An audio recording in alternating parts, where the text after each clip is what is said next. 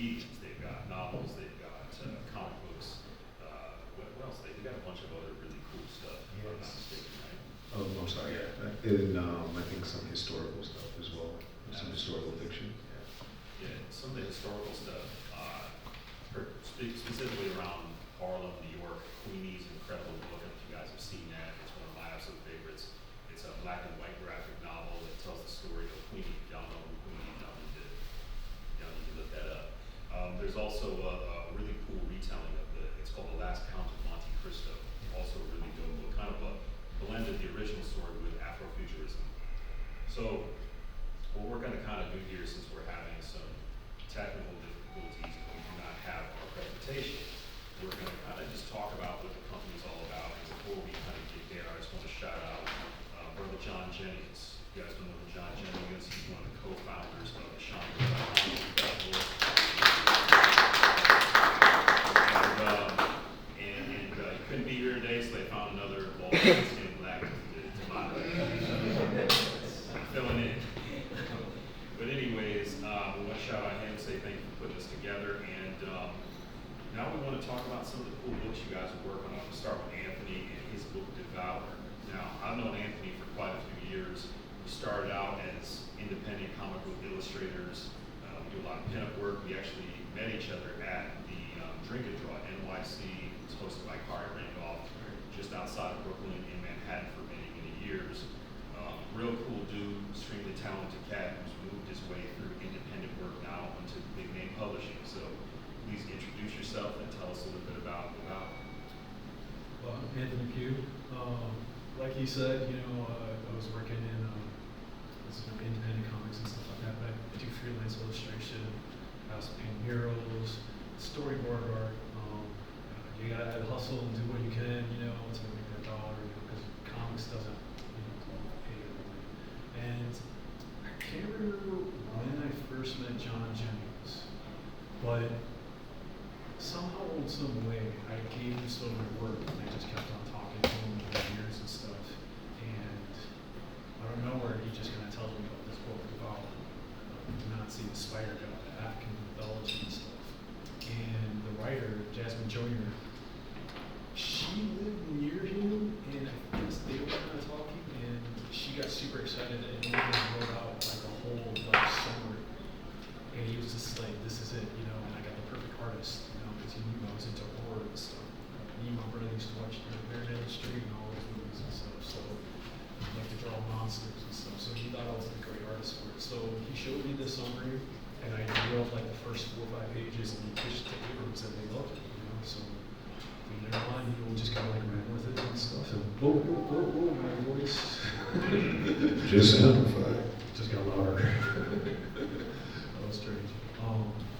But yeah, that was like the gist of it and stuff, and getting involved with Megascope is amazing, from working with the editor, and the assistant editor and stuff, and working with John Jennings, because the dude has like, if you ever get a chance to look him up, he's a very prolific and amazing artist, writer, person, because the dude has like a million ideas. If you ever get a chance to talk to him, he will tell you 1,000 ideas that are awesome.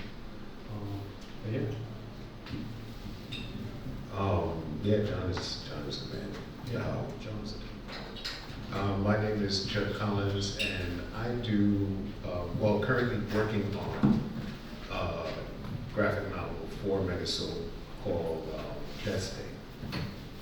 And Death Day is pretty much like it's like a weird buddy cop, supernatural comedy horror. The premise is, I'm trying to word it in a way that doesn't give away the story, but seems intriguing at the same time.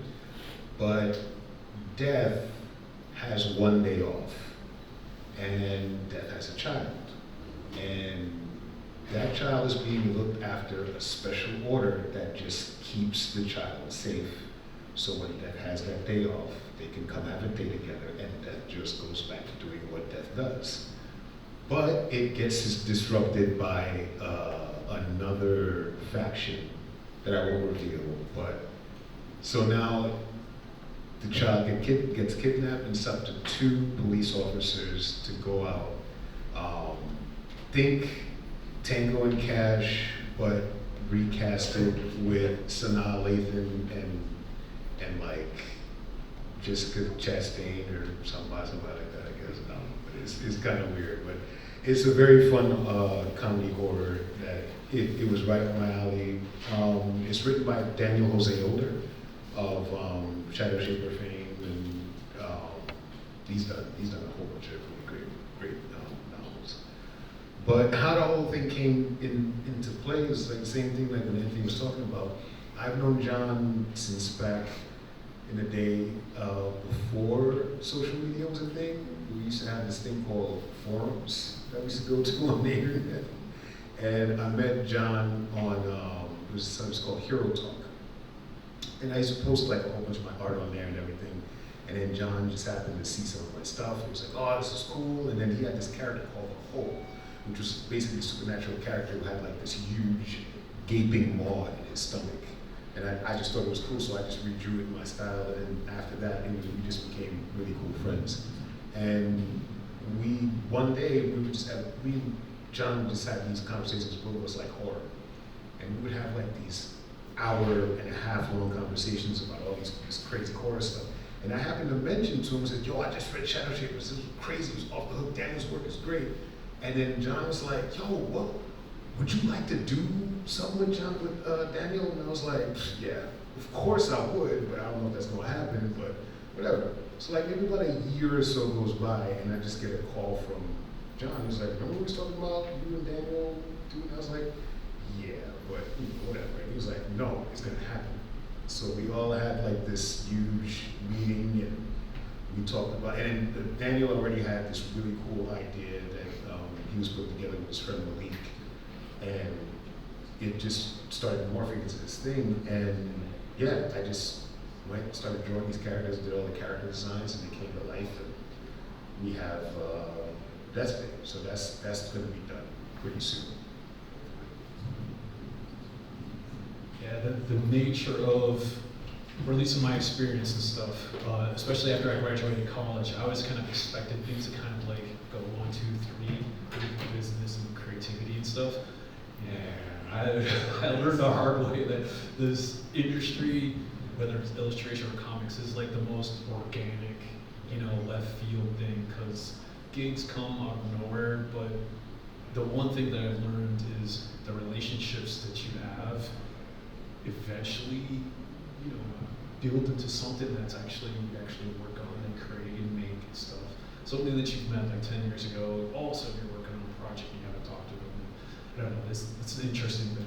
I don't know if that's the same thing for you, but that's definitely for me. Oh no, absolutely. I think it's very rare to find, because I know in comics, usually, because both the projects that, me and Anthony work on as far as like Megascope, it's different going into it like, just doing like a monthly comic, like a monthly floppy, like something like Spider-Man or whatever the case is, but adapting something that's, written by like a novelist and then trying to bring that vision to life, you have to have a good team. There has to be like really good communication there, because if it's not there, like there have been times, I'll hit up Daniel and like just out of clear blues, like, I have no idea how you want this character to look, but I think they should look like this. And I'll send him a drawing, and he'd be like, that is better than what I thought about. Or he'll say like, nah, that don't look like nothing like what I was thinking. Like, but I think it's really important to have that communication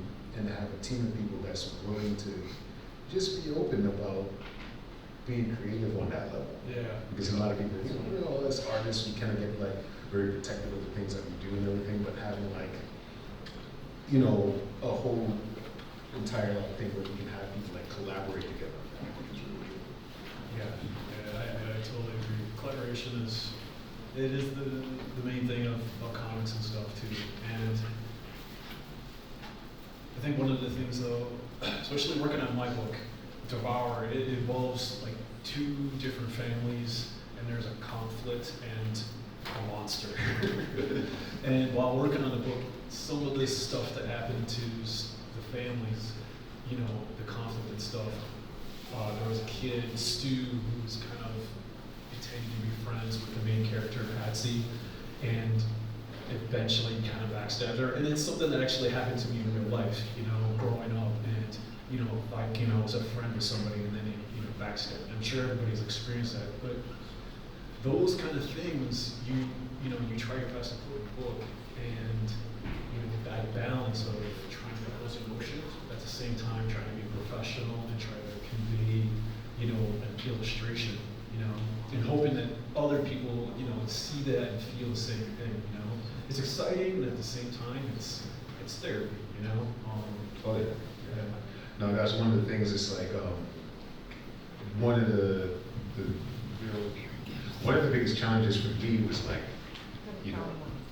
how do I convey what I find to be horrific? Like, I love horror. I love the whole thing. Like some of my favorite horror is like cosmic horror, right? So I love crafty and type stuff or whatever. But it's like what I wanted to do was I wanted to make death feel. How do you make death feel human or understanding, right? So it's like you take what as a human being. It's like, okay, I know at some point we're all gonna die, but then you take something that's supposed to be the embodiment of that entity, and like, what do they do, or how do they feel humanity? They've seen everything that's happened since the beginning, and their only job is just to deliver the soul. They're not here for judgment, they're not here for anything else. But then how do you humanize that at the same time? Which kind of like, oh, is that you? No, that's not you. That's a bit, that's John's stuff, yeah. Okay.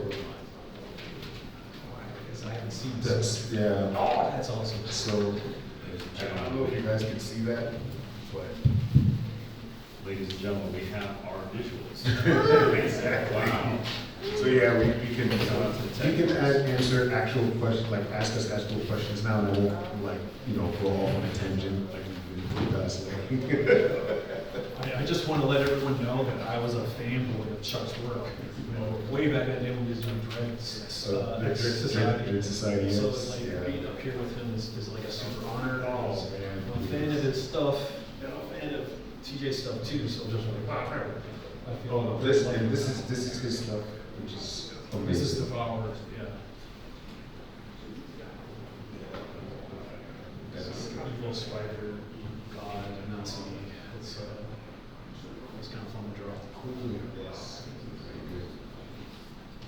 All right, so now that we have our audio-visual all set up, I'm just going to kind of go through the presentation I created for you guys. These are some of the amazing books that they have in Megascope. Really, really great stuff. Across the Tracks features a good friend of mine, Albert Ball, written by Stacey Robinson. Greenwood Black Wall Street, Oklahoma. You guys, it's a big piece of our history right here. Art's absolutely incredible. This is a book actually drawn by David Graham. The cover's by, it looks like it's by John Jennings. Black Star's another incredible book. This one just came out. Yeah, these are Chuck's, more like a preview, right, Chuck? Yeah, so we're still producing this, so the only thing that's really available that I could actually show y'all right now is just the line art and some of the shading and inking.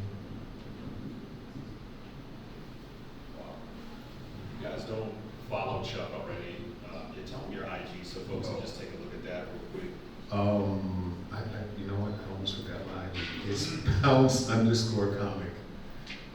I'm bounce_comic on IG. My only two social media is Instagram and Blue Sky, which is the bouncer.bluesky.com, I think it is now. But yeah, you can easily find me on there. All right, so while I don't have a mic, I'm going to project normally. Hope y'all can hear me in the back. Oh. You can hear me now. How about now? Better? Okay, cool, Gucci, thank you. All right, so Devour. Anthony, talk a little bit about your process. It's like when you were conceptualizing some of the ideas going over the script, what were some of the ways that you envisioned seeing this? Because you obviously did have some so in color, you brought it to a full vision. Yeah, I didn't color it. Okay, color is one, okay. But yeah, my process is just, I like to, go over the script, read everything, make thumbnails, and then work out bigger sketches. And then I pretty much did this all digitally on the iPad. And I gotta walk on Clip Studio and Procreate, which is a really great program and stuff. When I first sat down and was working on this, I wanted to do some stuff on traditional medium, but because there were some deadlines and stuff, I was just like, let me do digital. And like literally like halfway through this book, my wife was giving birth to her son. So like, I was just like trying to get stuff done before he came, but then I couldn't get it done before that. So I was literally like holding the baby while I was trying to like finish up some of these pages, some of the last pages and stuff. So that was a true test of an artist, I guess. But yeah, normally I'd like to like, work during the day and just kind of get up early and draw as much as I can, But now my schedule is different. I'm working in the evening and stuff, Actually, the evening's kind of nice because it's more quiet and stuff, and creepy things come out of it. But yeah, Jasmine wrote an amazing script. I hope the art did justice, just because there was a lot of things that I drew that I just wasn't, normally would draw, So I had to then kind of push myself to figure out how to draw some scenes, people hanging out in the kitchen and stuff, dig into reference material and stuff, and try to figure out how everything works and stuff. But yeah, I don't know if that's your process, but. Well, pretty much we work on the same programs. I work on Clip Studio as well. Everything that I did was just, at first, it's weird because I didn't know exactly what kind of style I really wanted to do going in, because I have my roots are mostly in animation. So I used to do a lot of concept work in animation, storyboards and stuff like that. So it was a real challenge to how do I go from doing a very linear style, something that's very cartoon-like, into something a little bit more menacing, right? Like this, for example. So I started really studying the old masters, a lot of noir, detective noir drama, comics and stuff and everything. And started looking at a whole bunch of what's his name? Oh man, I'm forgetting his name now. Old school noir, 100 Bullets. Rizzo. Yes, totally, yeah. And just started really relying on the fact that since this is a comedic, but yet New York noir story, I wanted to be able to have a mixture of that style. So it's in some cases, it'll look cartoony, and then in some cases when it needs to get menacing, it just gets menacing. That one was a really fun, I don't know if y'all can see that one, but this one was a really fun one to draw, which is kind of a homage to the character that when I first met John, because that's what his character kind of looked. So I kind of gave him this whole thing where, he had this gaping maw of a stomach. But that's what hangry really looks like. Yeah, exactly. That's what hangry looked like. And it's funny because I wanted to do things like that. What would hangry look like? And then that was, it was But I also work in Clip Studio. All of this is done digitally. Some of my sketches, I'll do by hand, and then I'll scan it, and kind of just do everything. But doing everything digitally kept things more organized, done in a timely fashion. I would literally just work on this kind of stuff. This book was probably about, I guess, I started at the tail end of the pandemic, so. Are you coloring this too? Well, we're doing a very tone washing effect on it, because it's very heavy with detail. So I'm the only person. I don't think I'll be coloring all that, but it's definitely. We have a specific style that we're going to be doing with all of it, but that was the whole production on it. What I really like about these pages, because I think you sent it to me and I had a chance to look at it before I put it in the presentation, is you're spotting your blacks within the shadows, and then certain definitions of, like, let's say, the bodies, abdominals, the muscles, it really does define quite a bit of the characters, not only the background, but like just their immersion in that darker world. And it's a very challenging technique for a lot of artists to like capture properly, but you've always done that even with your other work. I can really see it on display with this stuff right here. Thank you. That was like, honestly, you know what I was watching a lot of, and you're gonna laugh, I was watching Jacob's Ladder, Flashdance, and My Fatal Attraction, because they're all the same director, right? And they're all like, they're all like capturing that element of like 80s New York, that dark, gritty, yet bright, noir type feel.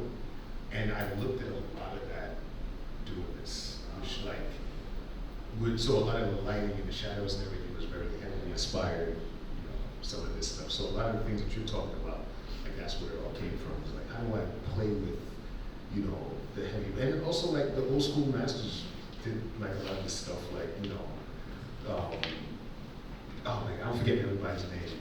It's because I'm talking about, if I wasn't, then I'd remember everybody's name.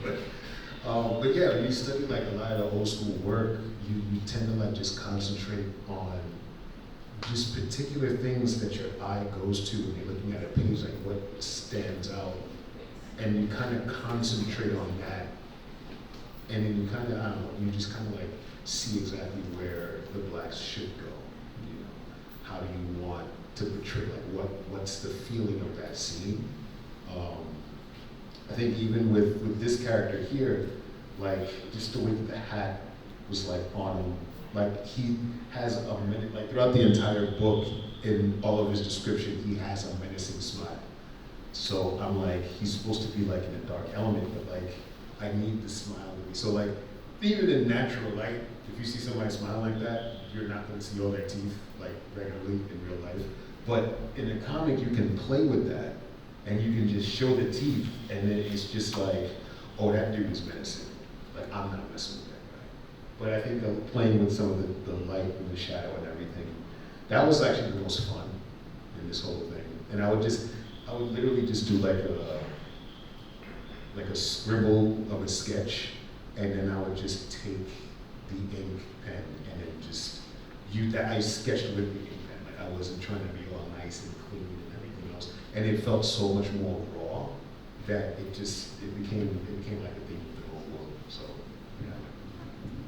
The energy in the line work is really what, has caught me. And I think, even with the static pose, like someone sitting down, to have the energy in the line work is really powerful. And even when you're looking at Anthony's stuff further over, you see a lot of the subtle energy that he puts into the background with his lines, especially like the spider, just energy, line art, just specific choices. Even like, you could have used a Photoshop blur on that spider, but you chose to blur it with your line art instead, which is really dope. Yeah, I mean, this is the first project I did, so like it was a challenge because like the script didn't really. Some of that I had to like kind of rearrange a few things because you want to have some of the craziness happen on the page turn. So like this is supposed to be a double page spread on the end and stuff. It's supposed to be cut off, but I made sure that was like, the next page you see this gnarly looking spider eating and stuff. But it's tough because horror really works well in film because the jump scare and all that.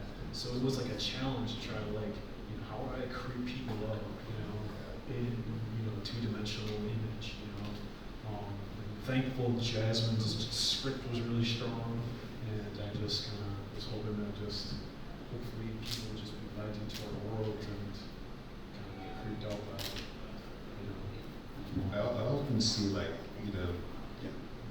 being able to capture the same thing with horror, but I think it's like a body language thing. That too. That too. Even like the simplicity of like, the expression of somebody's face in a particular, like when you see the monster or whatever it is, or whatever, however you do the story. But I don't know, I like the slow burn kind of horror. Yeah. It's like that build up. So it's like, you know, you sit there like, oh, wait, this is happening. And so then when you, and especially when you know the script has already, so you kind of have an idea like, how am I going to set it up for this payoff if this thing's going to happen? That is another challenge too, is doing stuff like that. One of the things that we kept in mind when working on the colors is we wanted maybe like the early pages were really bright, a lot of bright colors. And as the story goes in, it just got darker, darker, darker. By the time the end of the book, like there's just muted colors.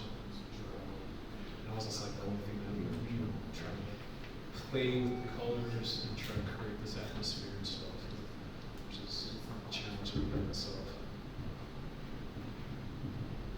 Yeah, I think it's one of those things where towards the end of the book for me, like I'm literally like 10 pages away from doing all that before I go on to the shading. But like when I'm like, oh, I wish I could go back and then do certain things a certain way.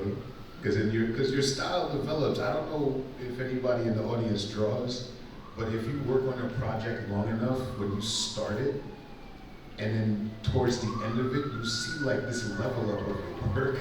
Yeah. And then you'll sit there and be like, I mean, I could kind of do page 1, 2, 3, 4, 5, 6, 7, 8, 9, 10, 11 pages again. But then you're like, you don't have the time because the deadline's creeping up on you.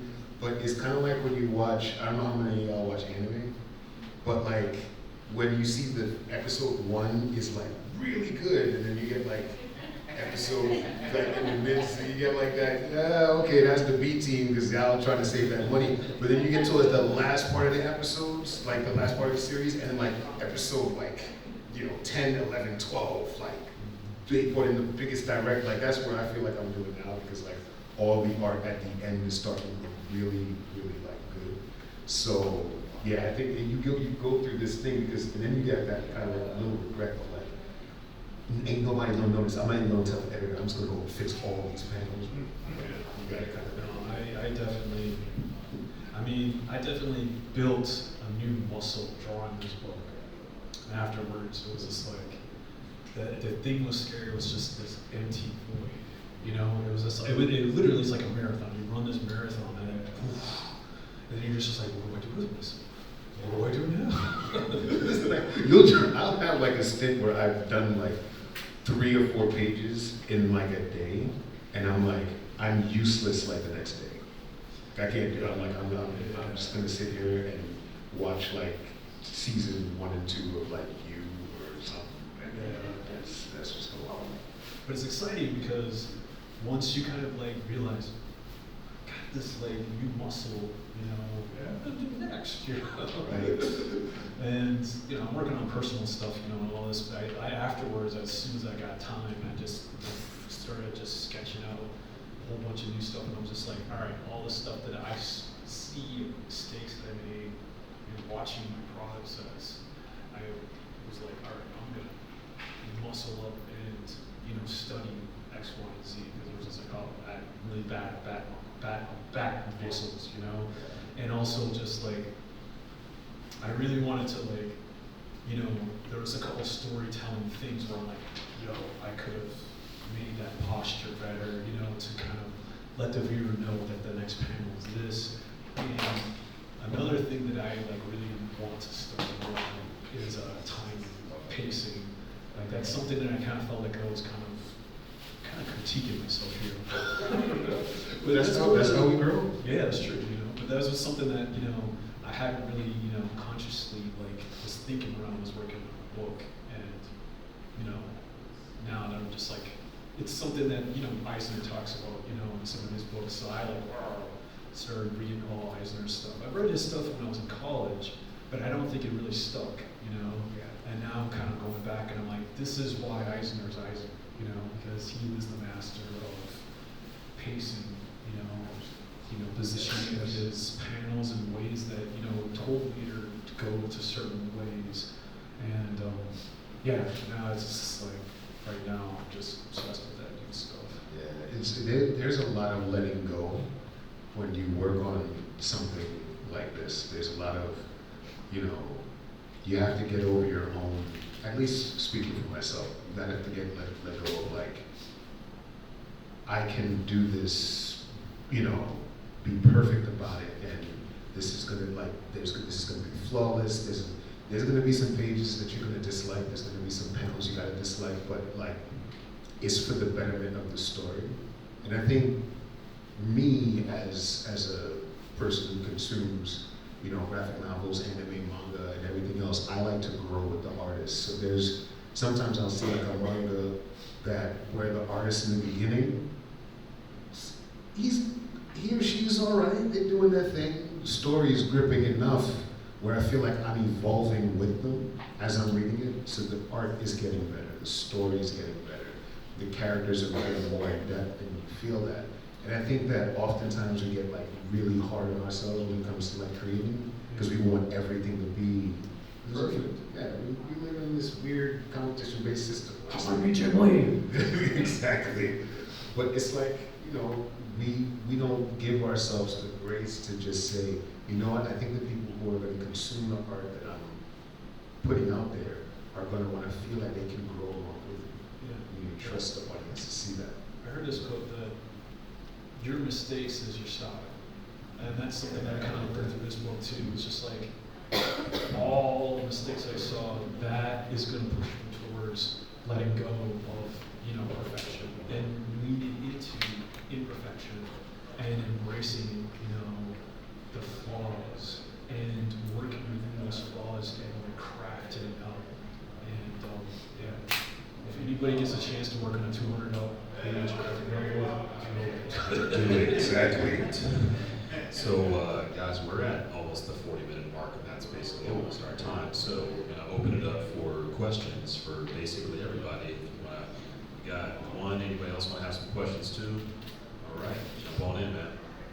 Hey, what separates Megascope from other companies? 'Cause I noticed in the roster of books that you've done at that company, it runs the gamut of different genres.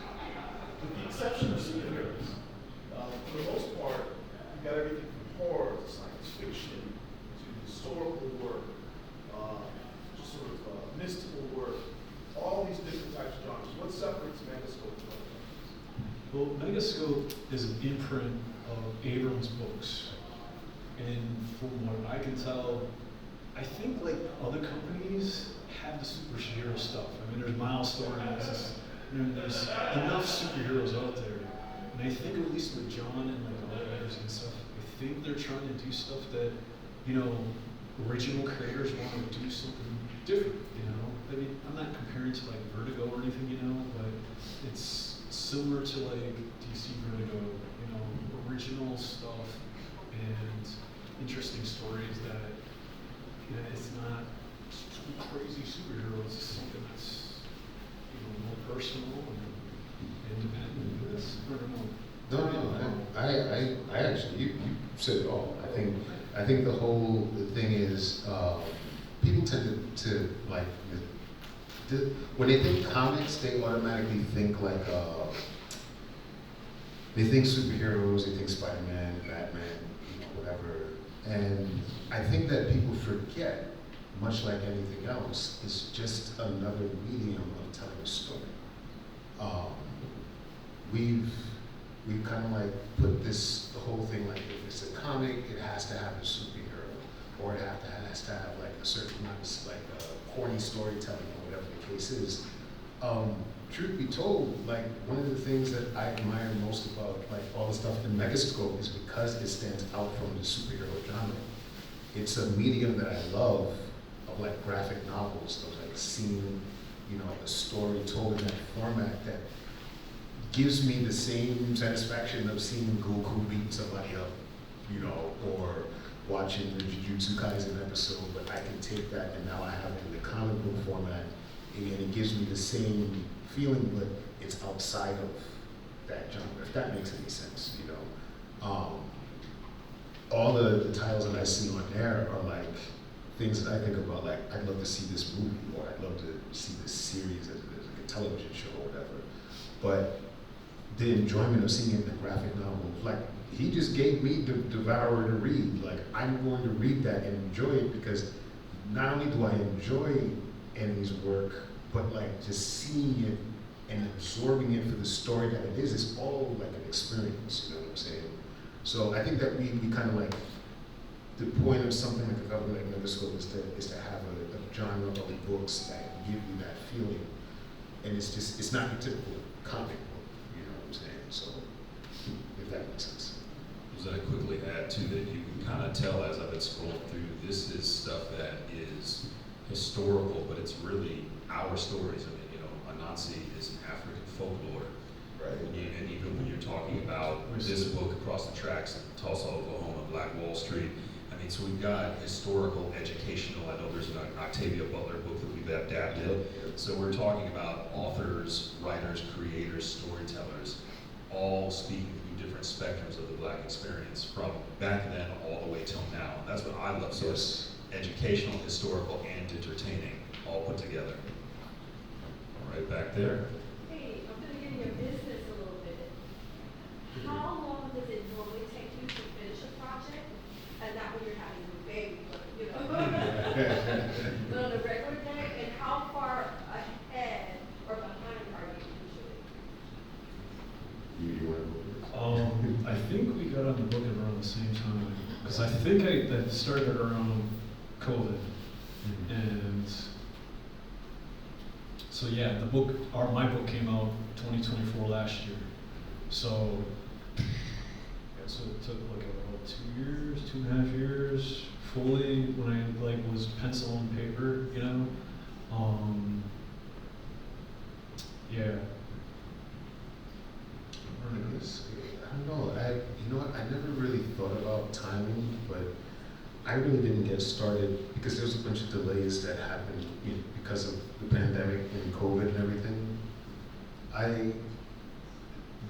I went through a period. A lot of things happened to me while I was doing this book. That's another story. But if I was to tally up the amount of time from beginning of the inking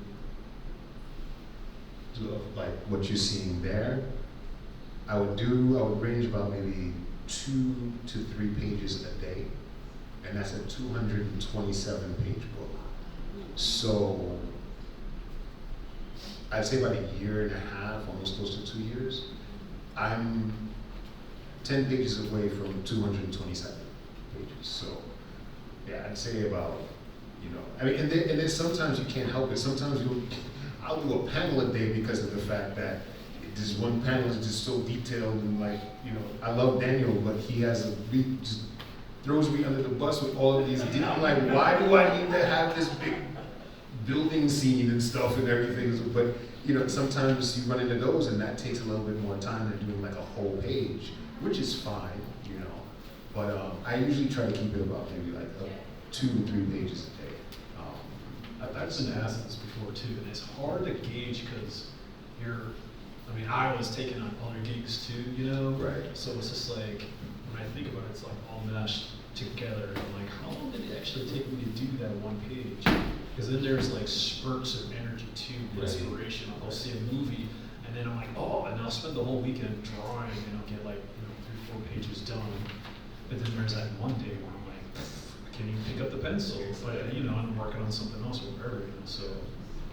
And just to kind of give you guys some background in terms of like big 2 companies like Marvel and DC, Image, and all these people, when they're hiring you to do a book, they expect you to do 1 page a day. It's a 30-page book. They expect after a month for you to have an entire book done. Now that's for a lot of people a very challenging feat because drawing is something that takes so much of your energy, your soul, that it really does every bit of creative juice you can. So when these gentlemen have to draw an entire 200-page graphic novel, you can imagine, the amount of time it could take. But if you're looking to hire an artist, I'm guessing that's kind of where that question's coming from. You might want to start working with somebody. Yeah, ask them what their page rate is in terms of how fast it can be finished. But also just be open-minded to the fact that it could take a year or more. I had one book where the very first book I ever just wrote and didn't draw myself. It took 4 years for this 100-page book to get done, only because there was the pandemic, the artist had a kid, his wife had death in the family, just life stuff happens, so just keep that in mind. We're getting close to the end. Does anybody have any other questions? Man in the back, go right ahead.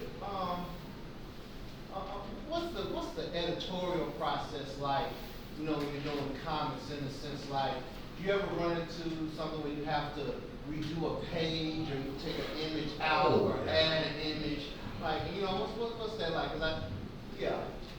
There's definitely a revision. In fact, you can count on it while you're doing your work. At least for me, I make my own notes of where I think the editor is going to have a problem with it. So I'm like, okay, I was ready for all of these questions and these revisions, so I make it a mental note. So that's especially if you've been, I came from the world of animation, where there is revisions no matter what. Like, even if you can spend 12 hours working on a scene, and then somebody will come up to you and be like, yeah, all that needs to go. You need to do this over again. So I've been through that. So I expect it now at this point. So yeah, that's just. Oh yeah. Digital helps. Like, I've done stuff in the past where it's on paper and they're like, can you change this? And it's one simple thing, but on paper, you practically have to redraw the whole thing. Yeah. Digital, you just done. Let you transform, edit up. Exactly. Just as some industry insights, when I worked at Marvel, they had editorial teams per book. So Spider-Man had one editorial team of 4 people: a senior editor, a junior editor, and then an assistant editor, and then an intern. And everything from whether Spider-Man's supposed to have too many muscles, or hey, he doesn't actually talk like that, or he doesn't do this particular type of pose, they have an intimate understanding of how these characters move, their body language, what they eat, what they talk about. There's certain things you can and can't do, but a lot of times artists like to freestyle. They like to have fun and throw in stuff when they're not supposed to. I mean, as a famous example, everybody hated Todd McFarlane's spaghetti webbing on Spider-Man in the 1990s, but the fans loved it, so he just kept putting it in, but his editor kept saying, stop doing that, stop doing that. So you just hear all these stories. So yeah, I think we've got room for one more question. Man with the green shirt. Hey, I actually just wanted to ask you, the panel that you were talking about earlier of the gentleman in front of like the glass, yeah, that middle one. Yeah. Is it Hellsing inspired? Yeah, actually, yeah, I'm so glad. Yeah. So, here's the thing, right? It's fun working with an editor. I really wish Anita was here, like that recognizes all of your anime Easter eggs that you put in everything. He's like, oh, I saw that was Demon Slayer. Like, so yeah, definitely, that was very Hellsing inspired. Yeah. All right, guys. So we're pretty much at the end. Please. Can I say? Oh yeah, go right ahead. I know that Schomburg has the Devour book for sale in their shop. So if you guys are interested, swoop one up. And I think it's on the vendors side. I'm not sure where the store is, but it's out there. So support. Yeah, if everybody's got their phone, please bring it out. We're going to take a group picture, and then also I would love for you guys to follow these gentlemen online. Their socials are really dope. They got some great work. Good dudes to follow. Chuck, please tell everybody your social media. Just find me on Instagram at bounce_comic. I also do a webcomic called Bounce, and it's like a satire comedy with some social commentary based on my time working as a bouncer in New York. So there's a lot of fascist punching in that cartoon. So you need to go.